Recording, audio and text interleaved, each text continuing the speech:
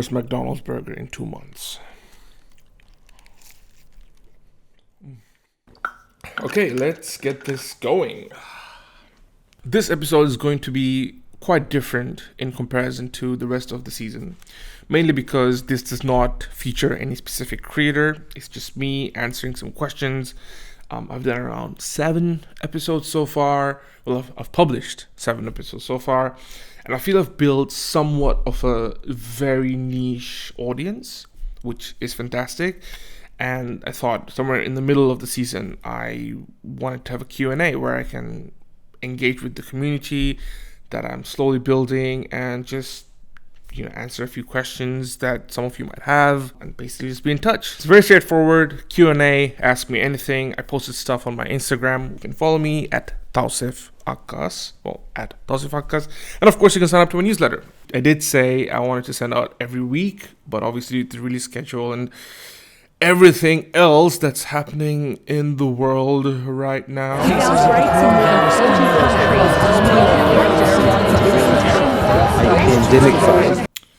I thought I'm gonna do it bi-weekly and send out 1 episode every 2 weeks instead of a week. It also gives me a bit of a leeway into the next season, whenever that may be. I wanted to go back to Bangladesh somewhere in the first half of this year again and do the second season recording and release it in the second half of the year. Obviously that's not happening. I don't know when that'll happen. That's where we are right now, is to finish off this season and then on to the next. On to the first question. So Tanzil Kamal at TNZLKML asks, what would you do if money didn't matter? That has been, in a way, my driving force for a few years now. In a way, I'm already doing things where money doesn't matter to an extent. This podcast is a prime example. I'm not sponsored by anyone. I'm not getting paid like Joe Rogan for my episodes, but I enjoy doing it. And hopefully if it does bring back a financial gain at some point, which is somewhat part of the equation, it still is something I'm doing regardless of any financial rewards, at least in an immediate sense. So anything creative, really, I enjoy creating stuff. I enjoy connecting with others over the internet through my work, and that's something I'll continue doing no matter what, with money, without money. That I just need to satisfy that side of myself. So yeah, I would say just keep creating stuff. Nihal Chaudhary at Nihal_Chaudhary asks, what do you want to achieve through these podcasts? What's your long-term goal with these? So Nihal is the frontman of the band Headline, who I recently found out about through the documentary that I did on the new wave of musicians in Bangladesh with Dogbog, and I just love their work. Just wanted to put out there. So if you're into post-rock, ambient rock sounding bands, Headline from Bangladesh with Nihal as a frontman, amazing. Do give them a try. So what do I want to achieve through this podcast? So look, with this podcast, I have 3 main pillars. Number 1, being a creative. I found that there was no blueprint of being a creative. I've done some formal training in design and architecture, and while you learn the technicalities, no matter how much formal training you have, without real life experiences, you're never gonna flourish, right? So there's no blueprint, and I found out the best way to learn, at least for me and for most people that I've known, was to learn from others' experiences, so people who've already established themselves. And I wanted to help upcoming creators pick up a few things from these discussions that I have with creators who are already doing it. So that's number 1. Number 2, as creators, well, most creators love expressing themselves. And we have got a thought process that I feel is never spoken about. It's always the final product, especially in Bangladesh, where you've got albums, you've got movies, you've got all this amazing work, but nobody talks about the thought process. Nobody talks about the days and nights of, creative struggle, the sleepless nights where you can't find the missing puzzle for your, creative piece. And it's a struggle, as most creatives, know that creating something isn't easy, and it comes with a lot of work. So the process is hardly ever spoken about, and I wanted to have this platform where I can help creators talk about their journey, their process, and the obstacles, the challenges, and most importantly, the rewards that they get out of creating something, and what, I guess, sparks joy through creating. So that's number 2. And finally, I feel I have a unique perspective because I am from Bangladesh and I moved to Australia in a very certain setting. Obviously, I'm in my own bubble, and I'm sure there are hundreds of similar bubbles out there. But within my circle, within my bubble, I feel I've got this unique perspective of being in Australia from Bangladesh, and also having access to the diaspora and finding out about Bangladeshis here and Australians here. It's given me different worldviews, and I wanted to bridge this gap between Bangladeshi artists and the rest of the world. Because I've got this a small audience outside as well, I wanted to basically create this bridge and connect the two worlds. So this is an attempt in doing so. So yeah, three main things. In terms of long-term plans, so while I want these podcasts going, I still want this to manifest in something bigger. I love creating documentaries, and I love creating stuff, and I wanted this podcast to complement those side of things that I do. So hopefully down the line, this becomes a financially sustainable thing where Bangladeshis and beyond Bangladeshi creators can share their journey and process here. So yeah, thanks Nihal, by the way, again, love your music. Zubaida at Zubaida Asif, I am the favorite niece.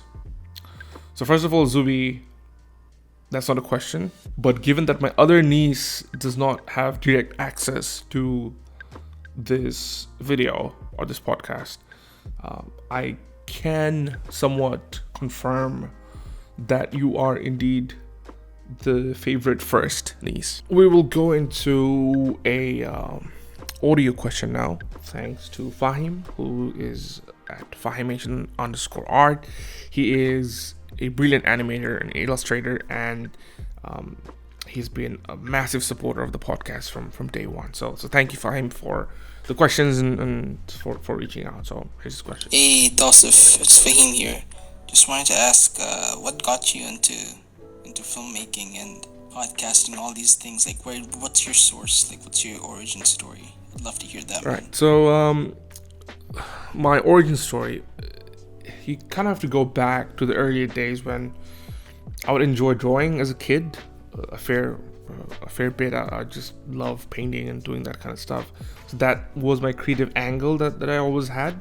I picked it up from my mother, and my brothers were also very creative in the fact that they would paint, they would do a lot of music. And in a way, I remember, they're a lot older than I am, and as a kid I used to see them doing all these little things. And back in school, it felt like the best way to stand out or to excel in life was to do as many things as you possibly could do from an extracurricular activity perspective. So the ECA stuff, right? I would sign up for everything from debate clubs to quiz contests to singing in choirs and to playing sport, to everything that I could possibly think of. And a lot of them were very creative. I feel a lot of my creative identity was built from those activities, created from that angle. And then I picked up music, and then eventually got into architecture, where I wanted to get some formal studying. And obviously, if you know how to draw, you could be an architect. That's something I've said multiple times in the podcasts. And then eventually I felt that a lot of the stuff that I learned there weren't as applicable from a creative angle, because you'd have to forego a lot of the creative side for the engineering side, or the more right brain, for the more analytical side of things, right?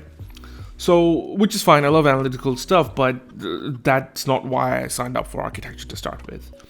So through Plantic, when I co-founded with a few of the people I know, I used to do a lot of the photoshopping and this and that, and learned a lot of Photoshop through Plantic. And there was a different rush, like until that point, I didn't really have an audience for the stuff that I did. But this time with Plantic, those people, were liking and sharing and really engaging with the stuff that I was building, and that was my spark, right?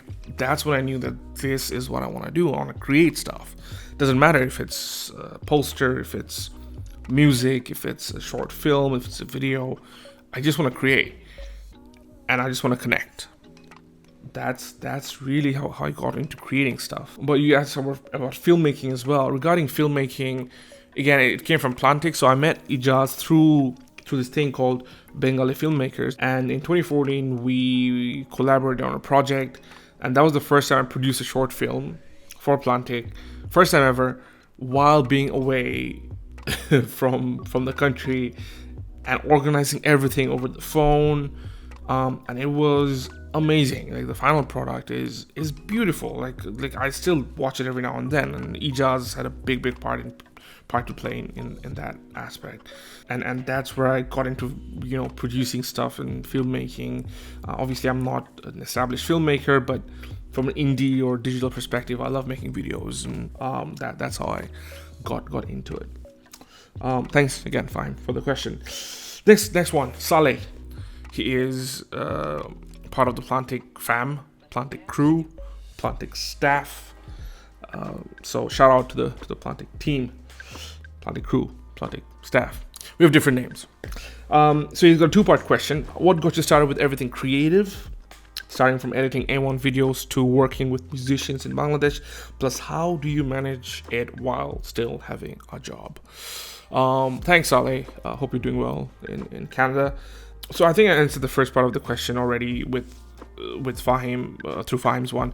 But as for your second part, like how did it got working with musicians in Bangladesh, again, it's just, I think, doing one. I have this bad tendency of saying yes to everything, right? I just say yes.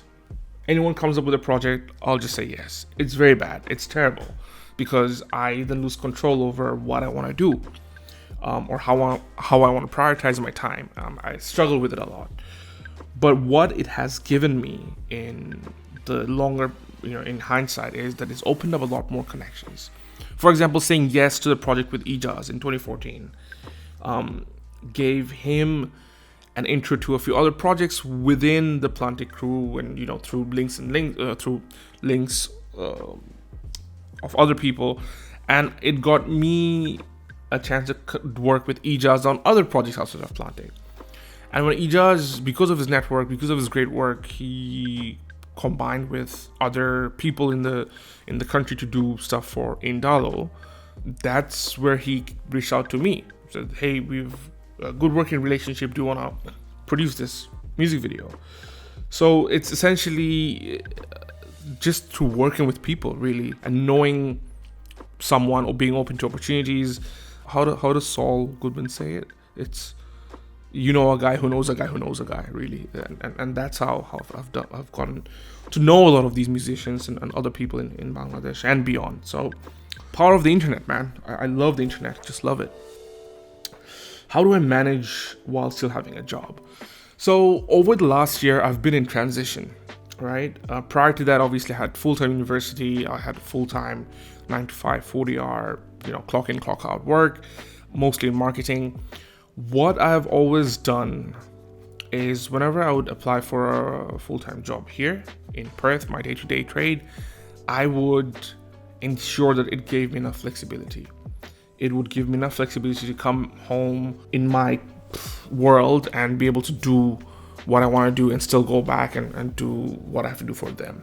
So in a weird way, I had those two things always separate. I didn't want those two to mix at any point in time. There were overlaps every now and then which caused issues for me personally, and obviously you don't want to do you don't want them to impact one another. But obviously you've got a finite amount of time, and it's it's given birth to some really bad habits, like foregoing sleep. It's I slept like an hour today. It's so bad. It's terrible. It's don't I don't recommend it to anyone. But I also understand that if I don't do it now, I know for a fact I can't do it 10 years from now. And I wish I'd done this 10 years ago, and not spend time, just hanging out in parties or going out with, going out on random places or just playing FIFA all day long. So I feel I have to give up on certain other aspects of my life to accommodate this stuff. I don't really do much else really outside of just staying home with my partner or just working, and that's it really. Over the last year though, I've been transitioning into working for myself. So I do a lot of consulting work, which has given me a wide range of freedom, and that's something I'm working on to build, because that'll allow me to have more financial freedom to pursue things like this podcast or to continue doing other stuff. And obviously making sure that this year was a bit of a mess, but this year we were on par to monetize a lot of the media things that I'm part of. So Plantic being one, Talkblog being the other. So yeah, it's more of a transition period, foregoing a lot of sleep, and your health. I've gained like God knows how many kilos. I keep going back and forth. I have these phases of months where I'm doing everything right, and then on to the next question. Thanks again, Saleh. Shoaib Rahman at Shoaib Rahman. How do you manage to execute everything regarding Plantic and Talkblog and many projects in Bangladesh while staying overseas? So it's kind of similar to Saleh's question, but I thought I'd still keep this in because this one covers the fact that I'm not in Bangladesh and still doing projects in Bangladesh. So I would say this one,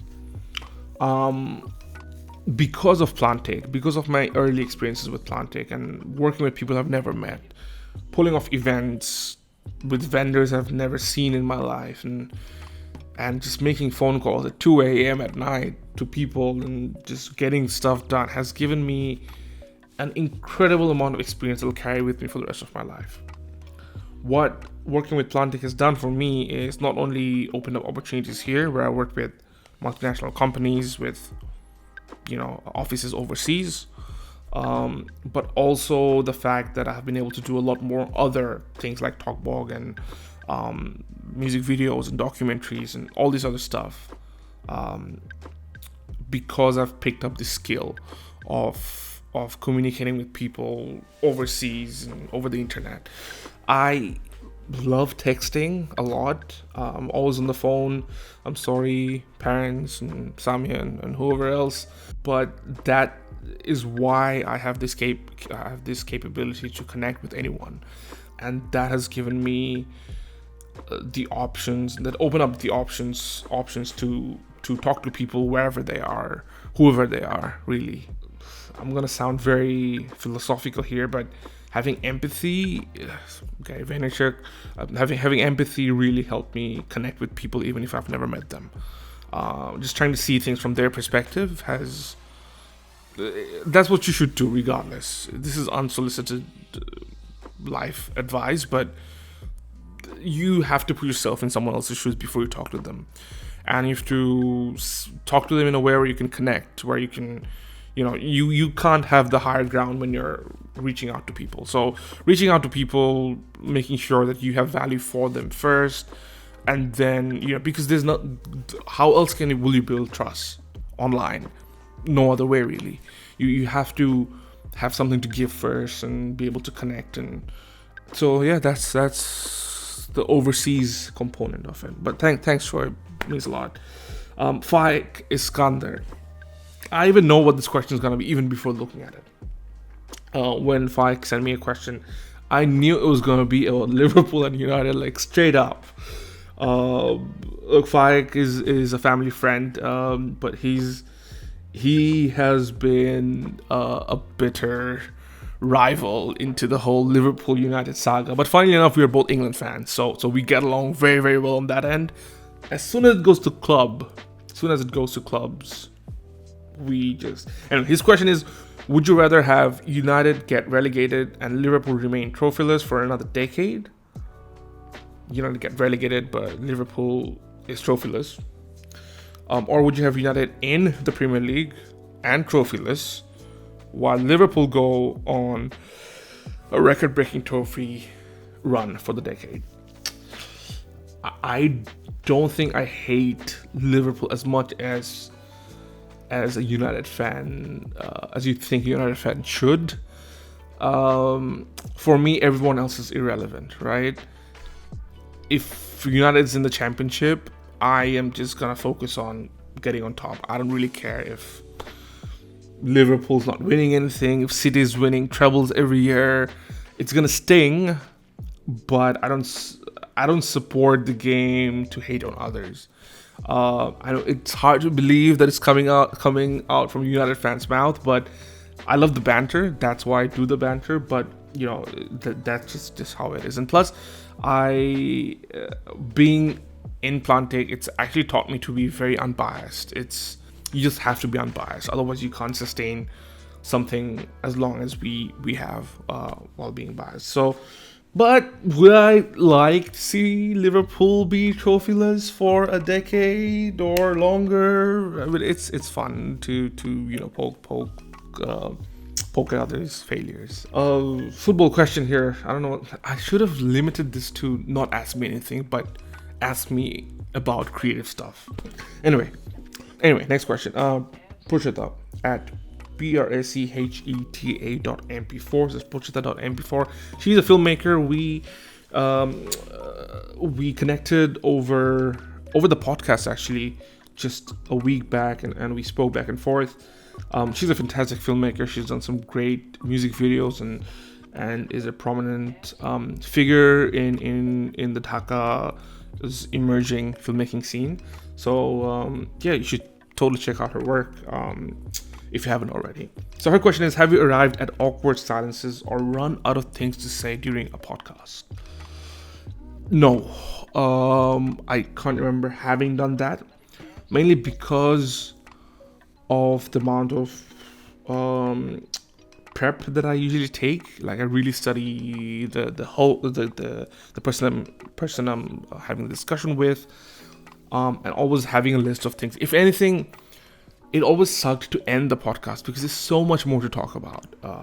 With everyone, that was the case. Like, I wanted to talk more. I wanted to ask more. I wanted to, and I think they felt the same way.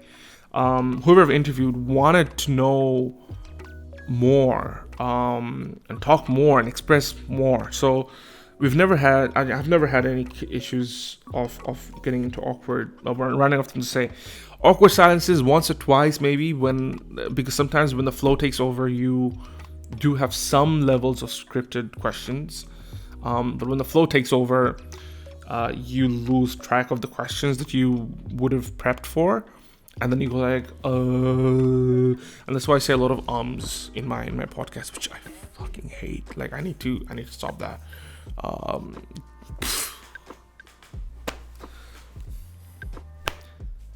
I need to solve that.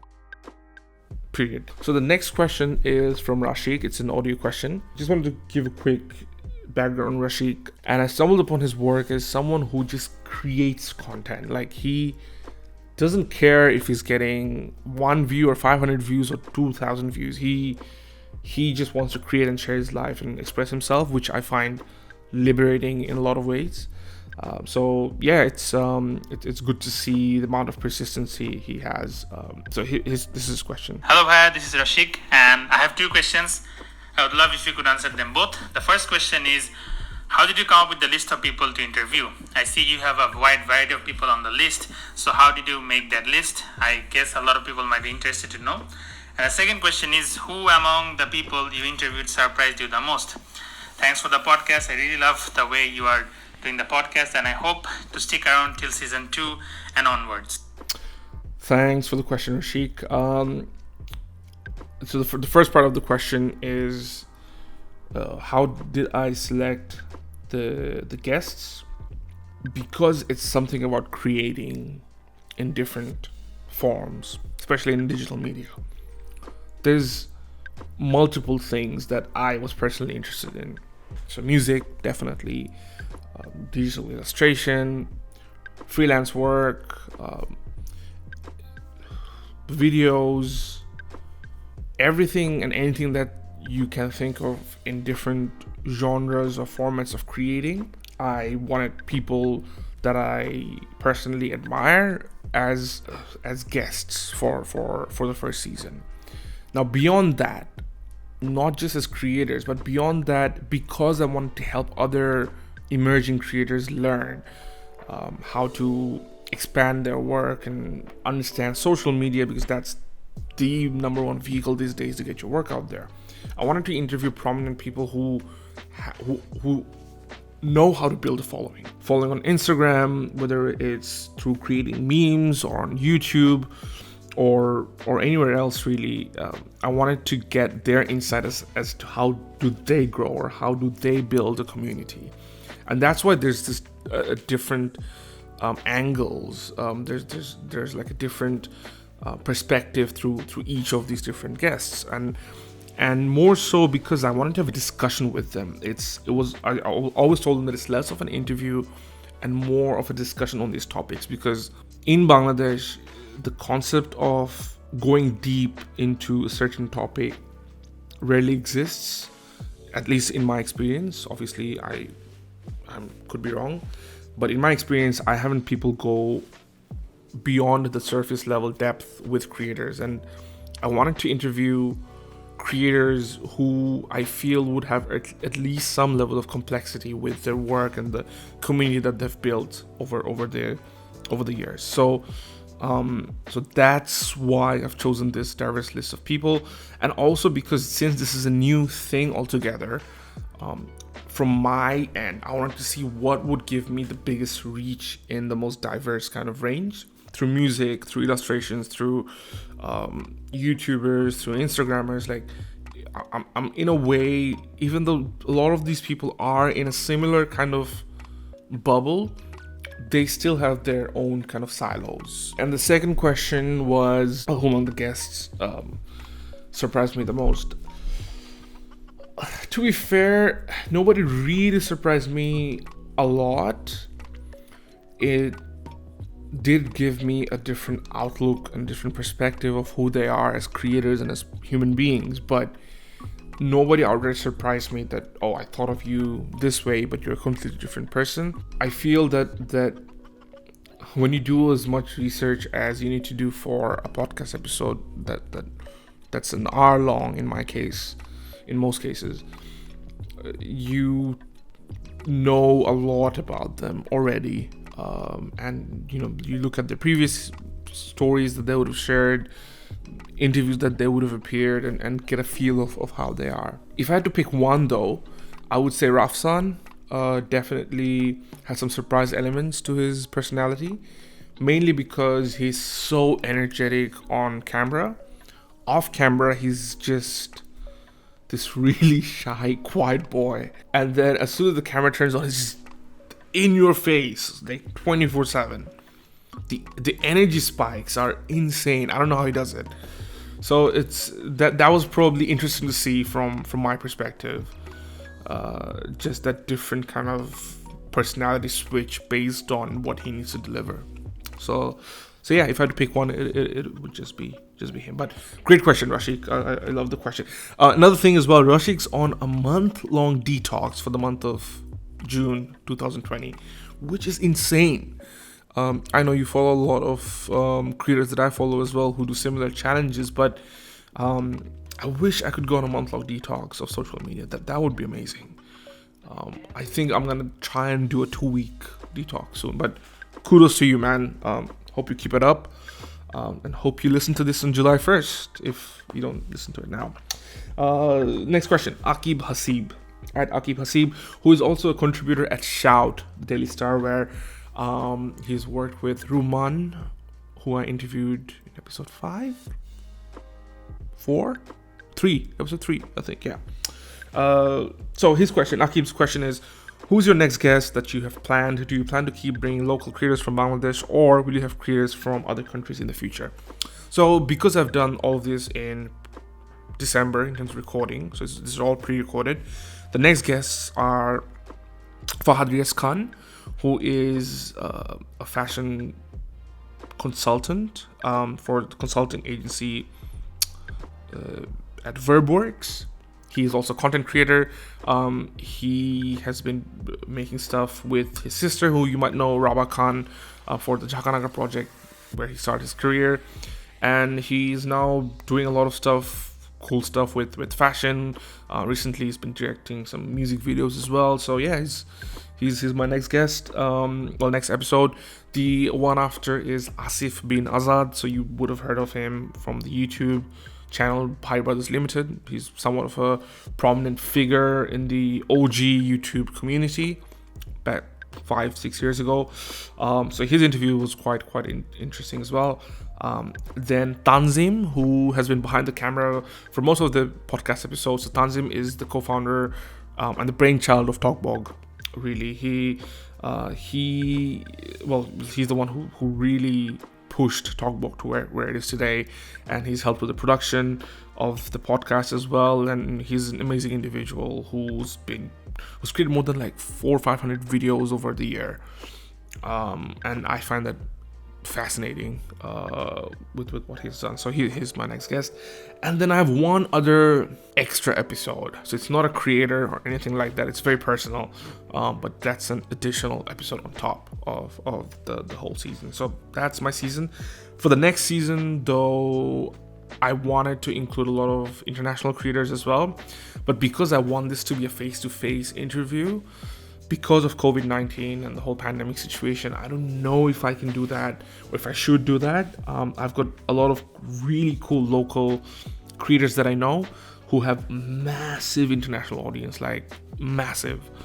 I would love to feature them, honestly, in the next season. So fingers crossed things don't get too bad over the next few weeks. I know things aren't as great in some parts, especially in Bangladesh. It's very worrying, but it is what it is for now. This podcast keeps me sane and not think about that stuff all the time. So I hope that's the same case for you guys. And I hope you're safe, Akib, more importantly. So yeah, in the future, for sure, more people from different countries and not just Bangladesh. Because like I said, one of the main points that I wanted to make was bridge the gap between Bangladeshi creators and rest of the world. Final question. Anaf Ahmed at Enough. Anaf, he is also part of the Plantic crew. He's been here for almost a year now, and he's on the run of becoming the CEO of the company, according to him. So I must answer this question to save my future job. Jokes aside, thanks again, Anaf, for putting to the question. So in a city like Dhaka with practically no podcasting culture, who did you look to for inspiration? Fantastic question, Anaf.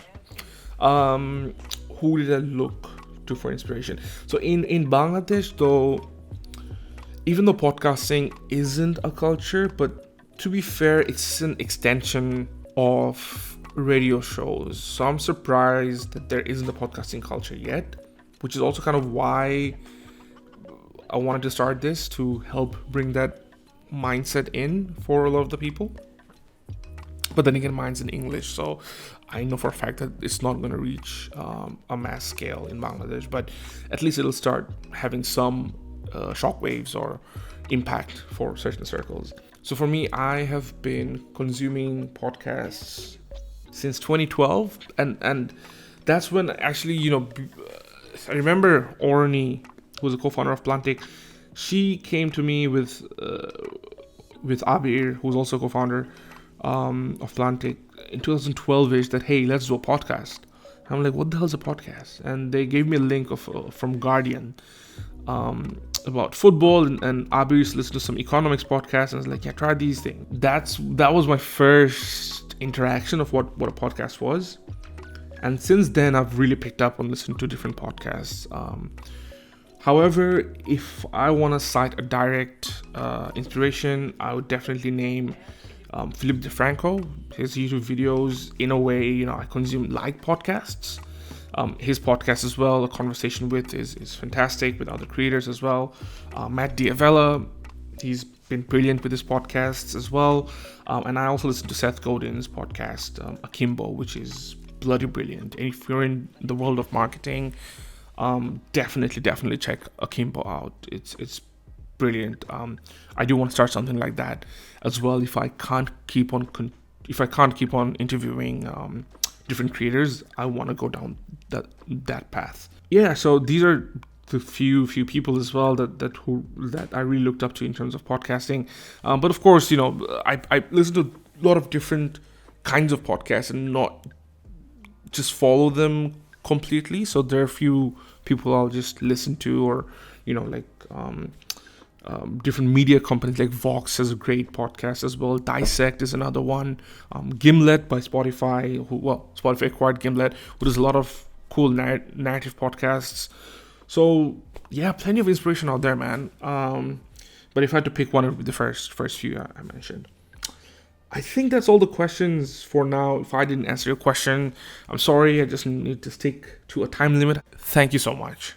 Thank you so much for listening or watching, wherever you've done this. It's brutally weird talking to a camera. Like look, this is what I see, right? This is gonna go up on my Instagram story.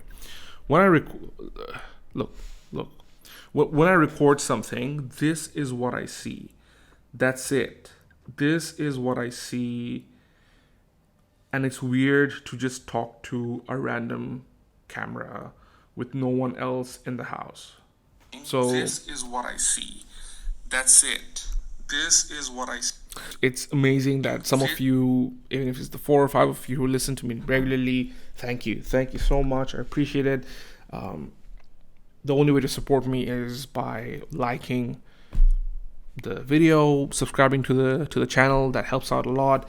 And if you're on Apple Podcasts, just drop in a review, because Apple's algorithm is just on a different level. They're just weird. So that's it. I'll catch you in the next episode of the State of the Creators podcast. That will feature Fahad Riaz Khan. For now, I hope you enjoyed this episode. I know this was a bit ad hoc, a bit less structured, but if you've enjoyed this, I will definitely continue more Q&As. I enjoyed it. I love this. I love answering questions as much as I love asking them. State of the Creators, TBA out, is not going to be my outro signature. I'll just end it with this sentence.